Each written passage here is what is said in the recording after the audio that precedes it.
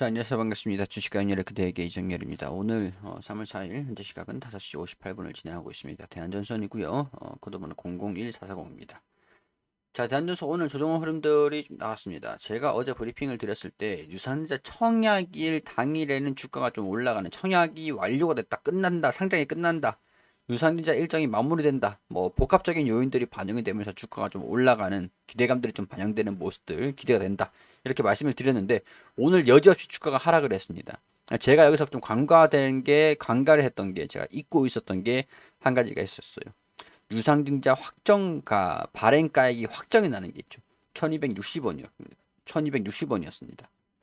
자, 우리 처음에 1290원을 예정 발행가로 처음에 잡고 시작을 했습니다. 잡고 시작을 했어요. 자, 여기에서 1차 가격이 나왔을 때 가격이 1295원이에요. 약간 이게 유상증자 가격이 올라가면서 회사가 주가가 좀 올라가면서 유상증자 가격이 좀 올라갔어요. 근데 제가 이때 이 당시에 처음에 말씀을 드렸을 때 1295원 1차 가격은 높은데 2차 가격은 낮을 수 있고, 그게 3월 3일에 결정이 되는 거고, 3월 3일에 결정이 되는 거고, 제가 어제만 그걸 말씀을 안 드렸다 뿐이지 2차 가격은 낮아질 수도 있다, 낮아질 가능성들이 통상적으로 더 높다, 이렇게 말씀을 드렸었거든요. 유상증자 하는 거 부담으로써 주가가 좀 반영되는 것들이, 유상증자를 하니까 일주당 가격이 희석이 되면서 주가가 순매수, 유상증자에 살래, 뭐 지금 이제 시가로 살래 라고 하면은 당연히 유상증자로 싸게 사는 게 맞잖아요. 그렇기 때문에 사람들이 투자 심리, 그러니까 매수세가 들어와가지고 주가가 좀 올라가는 것들은 제한적이긴 할 것이고, 아마 기억하신 분들도 있을 겁니다. 주가가 유상증자로, 자, 1600원에 지금 이제 가격이 형성을 하고 있었던 상황들인데, 1500원.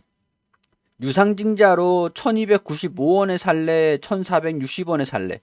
이게 돼버리면 당연히 유상증자를 산단 말이죠. 그러면 1400원에 매수하는 매수세들, 주가가 좀 올라가더라도 상승세는 제한적일 수밖에 없죠.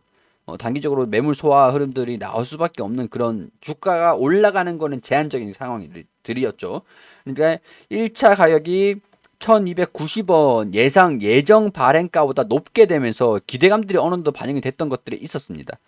이 가격들이 좀 이제 1295원, 90원 했는데 95원으로 좀 올라가면서 기대감들이 좀 어느 정도 반영이 됐던 게 있었죠. 자, 근데 제가 1차 가격이랑 2차 가격이랑 산정해서 이게 1295원이고 1260원이고 이렇게 됐을 때 이거 낮은 가격으로 한다라고 했죠. 낮은 가격으로. 이게 뭐 1300원 되면 1300원 되면 당연히 이 가격으로 하는 겁니다. 자, 이거 회사 주체에서도 있잖아요. 주산중공업도 약간 이런 경우도 있었어요.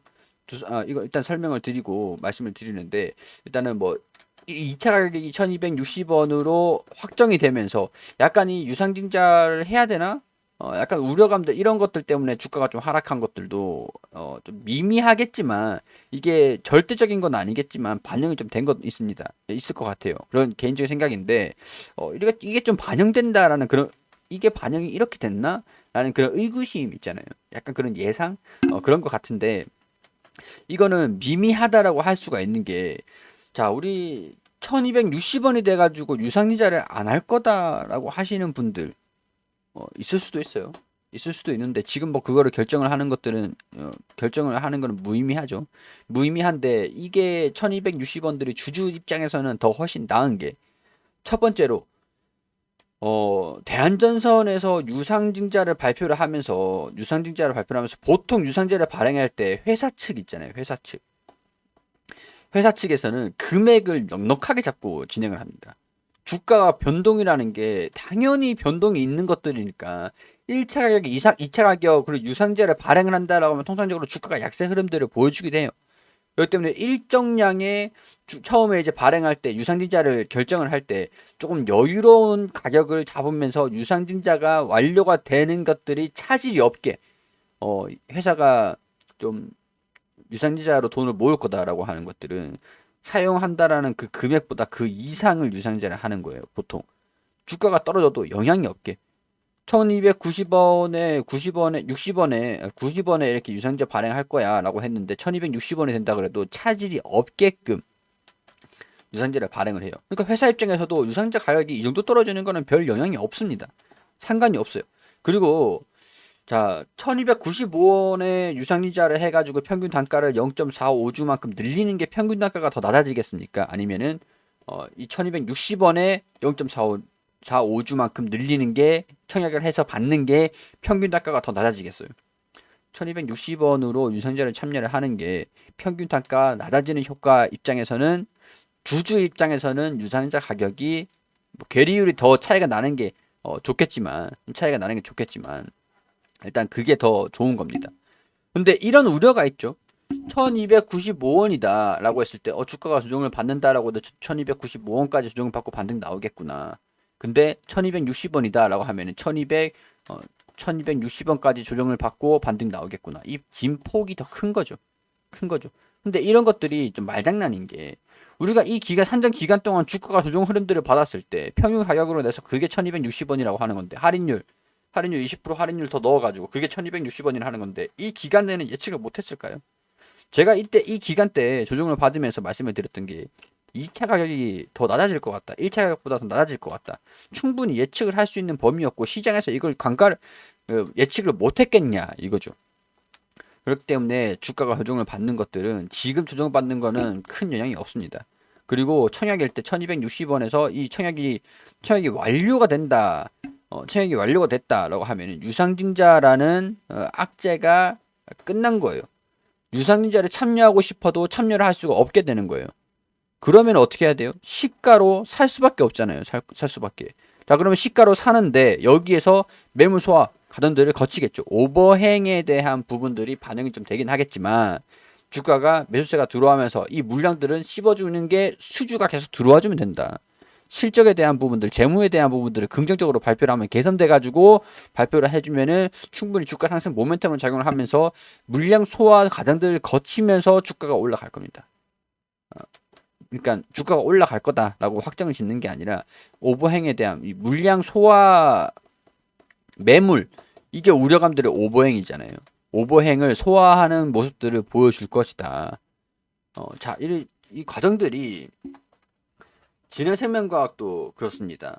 진해생명과학이 유상리자를 하고 무상리자를 했을 때도 뭐 그렇죠. 이 당시에도 권리락 유상리자 무상리자 하면서 권리락의 발생이 유상리자 권리락 무상리자 권리락 발생되고 청약일 이렇게 됐을 때도 청약일 당시에도 주가가 좀 떨어졌다가 청약일 때쯤 주가가 이렇게 올라갔었어요. 이렇게 청약일 전에 직전까지 2차 확정이 되고 주가가 조정을 받았다가 2차 청약일이 이제 시작이 될 때 주가가 좀 올라가는 모습들을 보여주면서 물론 이제 무상증자도 영향이 있었습니다. 있고 나서 물량 오버행 지금 이제 물량 소화 흐름들을 보여주고 있잖아요. 이런 물량 소화 흐름들을 보여준다라는 거예요. 제가 말하는 오버행 물량들 슈팅이 나오면은 찰실은 매물들 올라가면은 거래량들이 호재들이 나와주면은 매물이 나와도 이걸 소화하면서 조정을 거치고 또 올라가고 이 과정들 자체가 물량 소화라고 하는 거예요. 하는 겁니다. 제가 말씀드렸던 두산중공업도 마찬가지죠. 이전에 유상이자를 하고 나서 물량 소화 움직임들을 거쳐주면서 다시 돌파 호재가 나오니까 물량 소화 이렇게 거쳐주고 기간이 좀 길었지만 권리락이 발생이 되고 청약일 지나가지고 유상이자 상장이 되고 청약일 때는 당시에 조정을 받고 청약일 전에 조정을 받고 주가가 반등이 좀 나오고 그리고 유상증자 상장이 되고 오버행 물량도 물량 소화 과정도 거치고 종목들마다 이거는 약간 스타일이 좀 다르긴 한데 성향 그런 뭐 상향은 좀 다른데 성향이 다르긴 하지만 그래도 뭐 호재가 있는 기업들이라면은 유상증자 이후에 뭐 개선되는 모습들을 보여준다라고 한다라면 충분히 주가가 물량 소화하는데 무리는 없다 이렇게 보는 게 합당하겠죠. 자, 2월 14일 이게 2월 10일에 이때 기간은 조금 달랐던 게 2월 10일에 대한전선도 이거 이제 잘 보셔야 돼요. 여기서부터 이거 중요합니다. 2월 10일이랑 11일에 아마 청약을 했지 싶거든요. 근데 청약이 미달됐다라는 소식이 들리면서 주가가 빠졌었어요. 이게 9일, 10일 청약이었는지 아니 2월 10일, 11일 청약이었는지 청약 기간이었거든요. 청약 기간 이후에 청약이 미달이 됐다. 우리 사주가 대출 규제 때문에 우리 사주 청약이 미달됐다. 그렇게 얘기가 나왔었는데 바로 이제 일반 공모가 진행이 됩니다. 일반 공모에서 청약률이 600%가 넘었다라는 소식으로 주가가 좀 기대감으로 다시 회복하는 모습들 바로 회복을 해줬거든요. 청약이 끝났어요. 근데 이제 유상증자 상장이 오늘 됐죠. 물량 소화 흐름들. 뭐 이건 좀 이따 제가 두산중공업에 따로 말씀을 좀 드리긴 할 테니까 진해생명과학도 뭐 마찬가지고 자, 대한전선도 마찬가지라는 거죠. 자, 근데 그 유상기자에 대한 부분들이 좀 이제 거의 마무리 구간에 있으면서 한번 출렁거릴 수는 있어요. 근데 제가 이제 기준 가격이 어제 기간이 오늘 이제 발표가 된다라는 것들을 깜빡하고 그 브리핑을 정리를 좀 안 드렸었는데, 일단은 오늘 발표가 된 게 1260원이다. 1260원이라고 해도 뭐 이게 나쁜 전혀 뭐 상관은 차지는 없는 거거든요. 차지는 없어요. 투자를 유상자 청약을 하는 사람 입장에서도, 그리고 기업 입장에서도, 그리고 공매도가 이제 공매도 과열 종목으로 지정돼서 공매도 어, 거래가 좀 금지됐습니다. 갑자기 공매도가 이렇게 늘어난다? 이게 또 유상증자 상장 때문에, 보통 이제 유상증자 상장이 되면 1주당 순이익이 좀 증가가 된다, 줄어든다. EPS가 줄어들기 때문에 1주당 가치가 희석되기 때문에 주가가 하락하는 모습들, 상장일이 다가오면 그렇다라고 했죠. 그것 때문에 아마 공매도는 좀 늘어난 것 같은데, 이 공매도가 유상증자 결국에는 주가가 출렁거리더라도 청약일 청약일 지나고 상장일 이후에 상장일 이후에 주가가 이 공매도를 또 상환하고 상장되는 주식 이런 것들이 좀 물량 소화 흐름들을 좀 거쳐지면서 흐름들을 뭐 보여주면 상관없는 거다.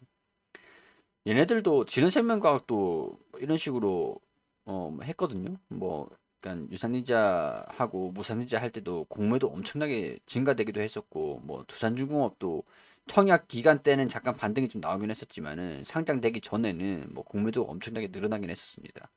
상장되기 전에 2월 10일, 11일 43%까지 올라갔잖아요. 이 봐봐요.